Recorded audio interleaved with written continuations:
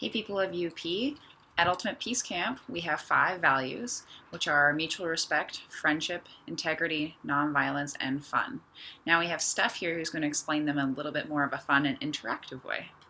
Ultimate Peace Camp, we have 5 values and we like to give high fives, so here we go. 1, we've got fun. 2, we've got mutual respect. 3, we've got nonviolence. 4, we've got integrity. And 5, we've got friendship. Thumbs up. I'm having a really great time and you're doing a good job, so keep it up.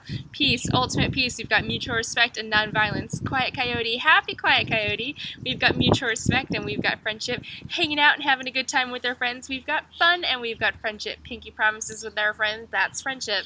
And in American Sign Language, we've got the letters I, this is L, and this is Y, which is I love you becomes I love you, which is fun, mutual respect, and friendship. I have 5 values coming at you. Did you catch all of that? No worries if you didn't. The most important part is you remember what the 5 values are. If you want to read a little bit more, we've posted it in the description of the YouTube video.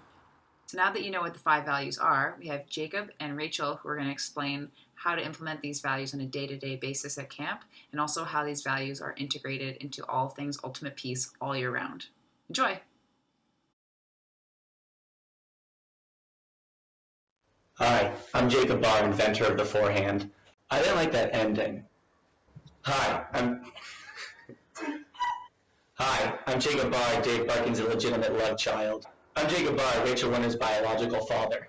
Take 3. The man who opposed and beat Adam Shimoni in the 2016 Flagstaff election. Inventor of calling frisbees biscottis.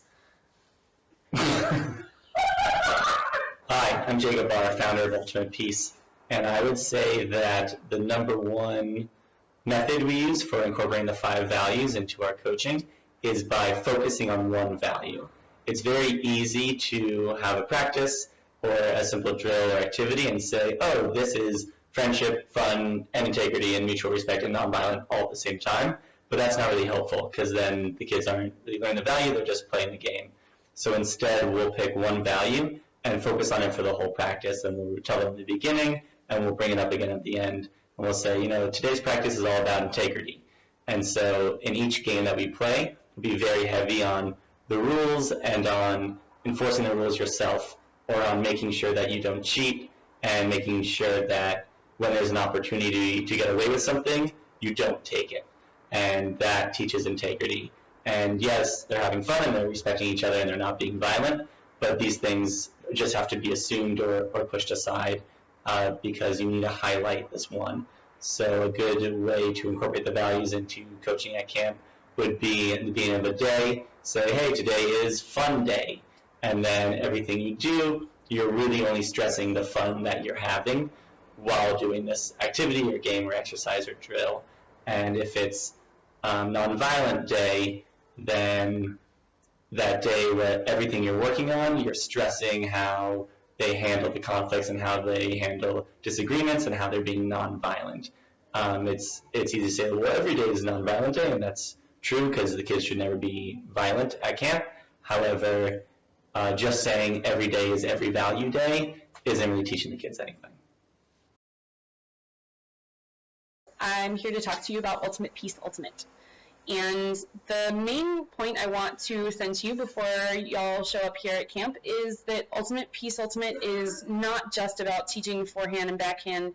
It's really seen as a whole package. So when I go to a practice, I am thinking about a value that I want to include, but also other aspects of the game that they could transfer to their daily life. So we talk a lot about communication style and how to convey that you are having a challenge with a fellow player or with an opponent in a healthy and respectful way. We talk about relationship building. We talk about critical thinking. So, for example, like if you are looking at the field, how do you create space in a unique way, and how might that pertain to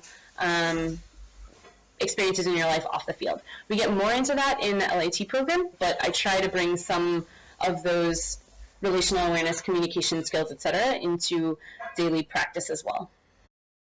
Now that you know quite a bit about our values and how to implement them, we're going to teach you 2 of our hand signals that you'll see all the time at camp.